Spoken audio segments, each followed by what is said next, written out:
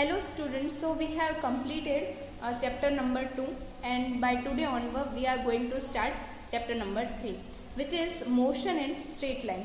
ठीक है, तो फर्स्ट ऑफ ऑल इस पूरे चैप्टर में 7 टॉपिक्स हैं, लाइक 3.1 to 3.6 आप स्क्रीन पे देख सकते हो और एडिशनली तो फर्स्ट ऑफ ऑल तो मोशन इज स्ट्रेट लाइन क्या है, उसका introduction part. So motion is a common to everything in universe. We walk, run, ride bicycle. Even when we are sleeping, air moves into and out of our lungs and blood flows in our arteries and veins. ठीक है, तो हर जगह जैसे कि motion है. Even if you are like आप conscious state में नहीं होते, जब हम सो रहे होते हैं तब भी हम ब्रीथ करते हैं और ब्रीथिंग में भी एयर जो है वो हमारी बॉडी से इन एंड आउट होते रहता है, तो वो भी एक तरह से मोशन ही हो जाता है. और एवरीवेयर हम कहीं पे भी मोशन को देख सकते हैं. ठीक है, we see leaves falling from the tree, water falling down a dam, automobiles and planes carry people from one place to another place. जैसे कि आज की टेक्नोलॉजी में हम ऑटोमोबाइल्स का भी यूज़ करते हैं, प्लेन्स वगैरह. The earth rotates once every 24 hours and revolves around the sun. ठीक है, तो अर्थ भी एक मोशन में ही है. हमारे आजू बाजू की कोई भी ऑब्जेक्ट हम लाइक जज करें तो अर्थ इटसेल्फ मोशन में है. मून जो है तो वो भी अर्थ का चक्कर लगाता है. ठीक है, तो मून भी मोशन में. अर्थ जो है वो सन का चक्कर लगाती है पूरे ईयर में. Like it takes 365 days to complete one rotation around the sun. तो हर चीज़ जैसे हम देख सकते हैं. उसके अलावा भी लाइक हमारा जो the earth rotates every 24 hours and revolves around the sun once in a year. The sun itself, हमारा जो सन है itself it is in motion. ठीक है, हम ऐसे सोचते हैं कि अर्थ जो है वो मोशन में है, लेकिन सन जो है वो हमारा स्टेशनरी पोजीशन में है. लेकिन ऐसा नहीं है. हमारा जो सन है वो भी हम जिस गैलेक्सी में है, मिल्की वे में, उसके सेंटर के अराउंड, गैलेक्टिक सेंटर के अराउंड वो चक्कर लगाते रहता है, which is again a moving object within its local group of galaxies. Means Milky Way itself is not also stationary. Milky Way भी जो है वो एक local group बनता है बहुत सारी galaxies का मिलके, तो वो भी उसके सेंटर्स के चक्कर लगाती है. तो हम देख सकते हैं जैसे कि अगर आप अपनी बात करें तो we are stationary because we are sitting somewhere. But earth जो है जिसके ऊपर हम हैं, रहते हैं, वो मोशन में है. अर्थ मोशन में है तो सन अर्थ अगर मोशन में है तो हम सोचते हैं सन स्टेशनरी है, लेकिन ऐसा नहीं है. Sun is also revolving around Milky Way. Milky Way भी जो है वो अपने लोकल ग्रुप के अराउंड चक्कर लगाती है. सो मोशन जो है वो हमें हर जगह देखने को मिल सकता है. और बेसिकली मोशन है क्या? अगर मोशन का कोई सिंपल वर्ड्स में डेफिनेशन बोले, वेरी सिंपल डेफिनेशन, तो मोशन का मतलब ये होता है कि टाइम के साथ अगर कोई ऑब्जेक्ट अपनी पोजीशन चेंज करता है तो वो मोशन में है. ठीक है, motion is a change in position of an object with time. How does the position change with the time? ठीक है, तो पोजीशन जो है वो कैसे चेंज होता है, तो यही जो है हम इस चैप्टर में सीखने वाले हैं. For this we develop the concept of velocity and acceleration. तो मोशन को समझने के लिए, मोशन को जज करने के लिए, प्रिडिक्ट करने के लिए वेलोसिटी और एक्सेलरेशन, आई थिंक जिसका बेसिक्स थोड़ा बहुत आपने 9th क्लास में सीखा हो सकता है, लेकिन इनके कॉन्सेप्ट्स डेवलप करना बहुत ज़रूरी है. We shall confine our self to study the motion of object along the straight line which also known as an straight rectilinear motion. ठीक है, for the case of rectilinear motion with uniform acceleration a set of simple equation can be obtained. तो particularly in this chapter, जैसे इस chapter का title ही है motion in straight line. Motion कई तरह के होते हैं, लेकिन हम सिर्फ एक बेसिक मोशन से स्टार्ट करने वाले हैं जो कि है rectilinear motion.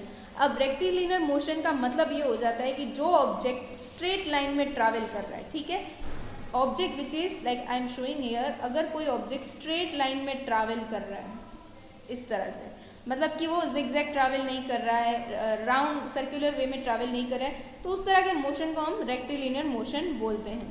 And for the case of rectilinear motion with uniform acceleration a set of simple equation can be obtained. ठीक है, And finally, to understand the relative nature of motion, we introduce the concept of relative velocity. तो उसके लिए कुछ simple basic equation है वो हम derive कर सकते हैं और उसके ऊपर से हम मोशन को, यानी कि आपको अगर वेलोसिटी ढूंढना है, मोशन की वैल्यू फाइंड करनी है, या फिर लाइक एक्सेलरेशन शायद इसमें हम ओमिट करेंगे, लेकिन इस तरह की जो चीज़ें हैं, लाइक आपको किसी ऑब्जेक्ट की पोजीशन फाइंड करनी है कुछ टाइम बाद, मतलब 5 सेकेंड बाद ये ऑब्जेक्ट कहाँ होगा, ठीक है। तो उस केस में हम इन इक्वेशन के हेल्प से ये कर सकते हैं। उस तरह से हम रिलेटिव मोशन का कॉन्सेप्ट भी समझेंगे कि what is relative velocity. So in our discussion we shall treat the object in motion as a point object. तो यहाँ पे एक सिंप्लिसिटी के लिए, क्योंकि हमारे इक्वेशन जो है बहुत कॉम्प्लिकेटेड ना हो जाए, हम जिस भी ऑब्जेक्ट की बात करेंगे उसे एक पॉइंट ऑब्जेक्ट की तरह ट्रीट करेंगे। फॉर लाइक ट्रेन जो है वो मोस्टली ट्रेन जो है वो स्ट्रेट पथ, उसकी जो पटरियाँ होती है वो स्ट्रेट पथ होती है, तो स्ट्रेट ट्रैवल करती है। तो अगर हम कोई ट्रेन का एग्जांपल कंसीडर करें तो we will consider it as an point object, क्योंकि वो हमारे मैथमेटिक्स को सिंपल बनाने के लिए हम ऐसा एज्यूम करते हैं। This approximation is valid as far as size of the object is much smaller than the distance it moves in a reasonable duration of time। ठीक है, तो ये चीज़ जो हम पॉइंट ऑब्जेक्ट ले रहे हैं तो वो भी कहाँ तक वैलिड है कि हमारा जो ऑब्जेक्ट है वो एक सफिशिएंट या फिर अप्रॉक्सीमेटली इतना डिस्टेंस ट्रैवल कर रहा है कि उसके कंपेयर में, उस डिस्टेंस के कंपेयर में हम उसे as an point object treat कर सकें। Now in good number of situation in real life the size of the object can be and can be considered as a point like object without much error। ठीक है, तो in real life situation जो होती है, जो motion हम like practically जिस motion की बात करते हैं, तो साइज ऑफ द ऑब्जेक्ट जो है वो उसमें नेग्लिजिबल रहता है and it can be consider as an point like object without any error. तो उसे पॉइंट ऑब्जेक्ट कंसिडर करने पर ज़्यादा एरर उसमें नहीं रहता है। ठीक है, नाउ द वर्ड, यहाँ पे एक नया वर्ड है kinematics. In kinematics we study ways to describe the motion without going into the cause of motion। ठीक है, तो लाइक काइनेमैटिक्स एक ऐसा ब्रांच है जिसमें हम मोशन को डिस्क्राइब करेंगे, लेकिन यहाँ पे हम मोशन की वजह क्या है, मीन्स देखिए इन सिंपल वर्ड्स किसी भी तरह के मोशन का जो रीज़न होता है वो होता है एक तरह का फोर्स। ठीक है, हम चल सकते हैं तो हम like we are walking on the path, उसका रीज़न है फ्रिक्शन। ठीक है, तो फ्रिक्शन एक तरह का फोर्स है। तो इस चैप्टर में, इस काइनेमैटिक्स के पार्ट में हम रूट कॉज ऑफ मोशन, यानी कि उसके पीछे कौन सा फोर्स है या क्या है, उसकी बात नहीं करने वाले। We are simply gonna describe motion. ठीक है, and what causes the motion described in this chapter and the next chapter forms the subject matter of the chapter 5। ठीक है, तो that we will see in further course. Now the next title is, ये introduction part था जो main 3.2 topic number 3.2 है। I hope it is clear to you. Introduction part में कुछ ज़्यादा नहीं है, 2 ही वर्ड्स आपको नए देखने को मिले हैं, एक काइनेमैटिक्स और एक है रेक्टिलिनियर मोशन, और बेसिक इंट्रोडक्शन की मोशन क्या है एंड ऑल दैट। तो सिर्फ यहाँ पे स्ट्रेट लाइन की मोशन की बात करने वाले हैं। So this chapter is restricted to rectilinear motion, मतलब कि मोशन वैसे ही मोशन जो स्ट्रेट लाइन में है, and we are not gonna bother about the root cause of motion.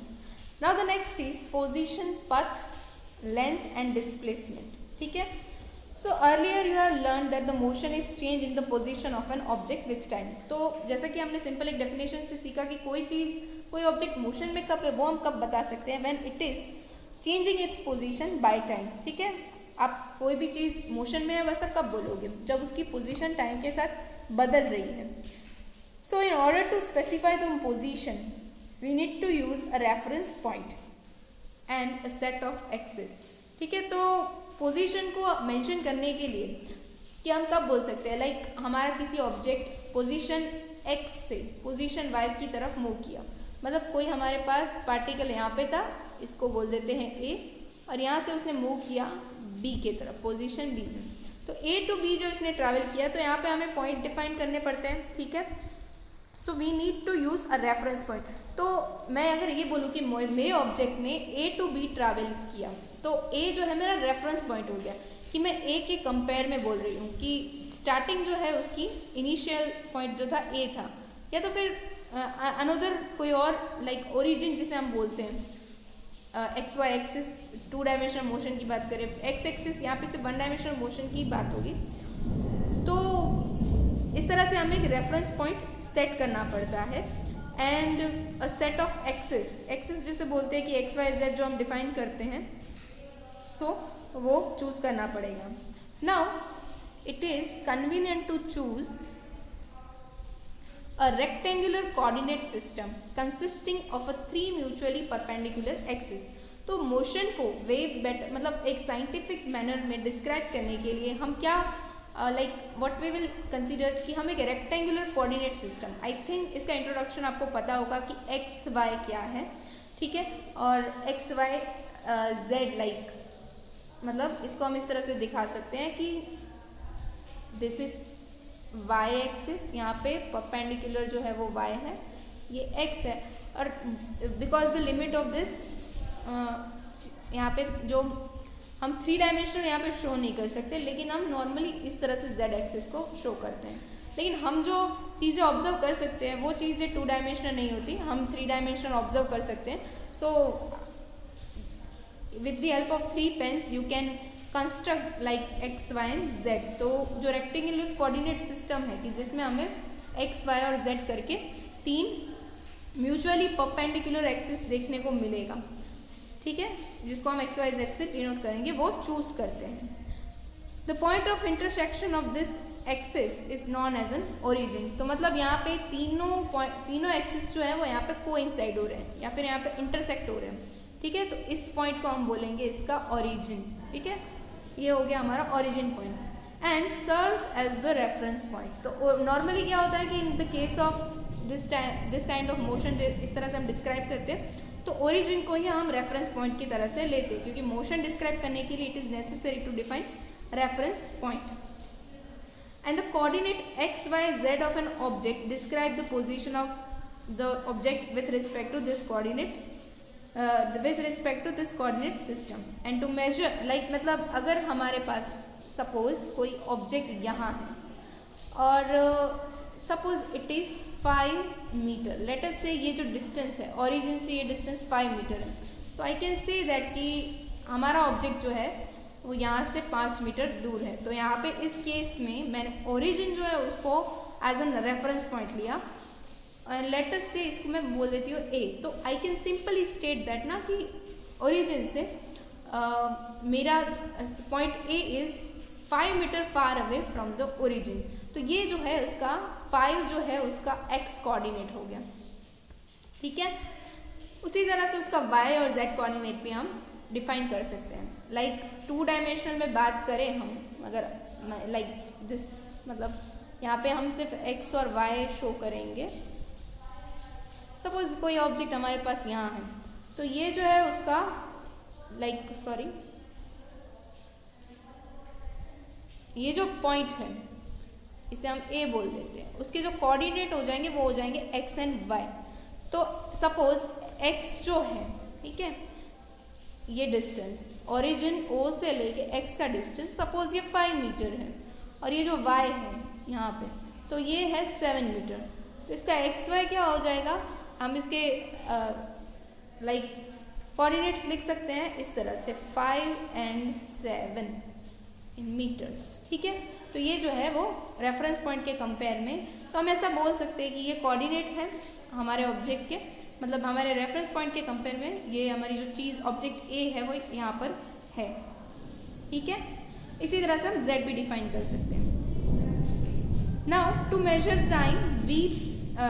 the time we position a clock in the system and this coordinate system along with the clock constitute a frame of reference, ठीक है।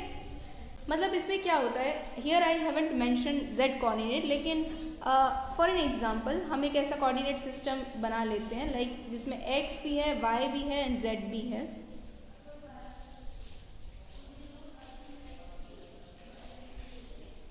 Okay, there are 3 mutually perpendicular axes x, y and z। और कहीं पे भी अगर हमारा ये point है तो इसके इस पॉइंट के हमारे 3 कोऑर्डिनेट हो जाएंगे which will be x, y and z, ठीक है। इसके हम x, y और z देख सकते हैं। सपोज एक x जो है उसका 3 है y जो है वो 5 है और z जो है वो है 7। तो इस तरह से हम कोऑर्डिनेट डिफाइन कर सकते हैं जैसे कि हमने 2 डायमेंशन के लिए किया। अब फ्रेम ऑफ रेफरेंस किसे बोलते हैं? तो ये जो है हमने 3 पोजीशन कोऑर्डिनेट दिखा दिए 3 डायमेंशन में, लेकिन अगर हम एक क्लॉक भी सेट करें, इसके साथ एक क्लॉक को भी हम लाइक ज्वाइन कर लेते हैं, तो क्लॉक जो है वो टाइम मेंशन करता है। तो उन चारों मतलब 4 like 3 coordinate of position and 1 coordinate of time, उसकी हेल्प से जो बनने वाला पूरा सिस्टम होता है उसको हम बोलते हैं frame of reference. And frame of reference का कॉन्सेप्ट बहुत ज़्यादा इंपॉर्टेंट है, that you will learn further, जैसे जैसे हम आगे सीखेंगे दैट यू विल अंडरस्टैंड।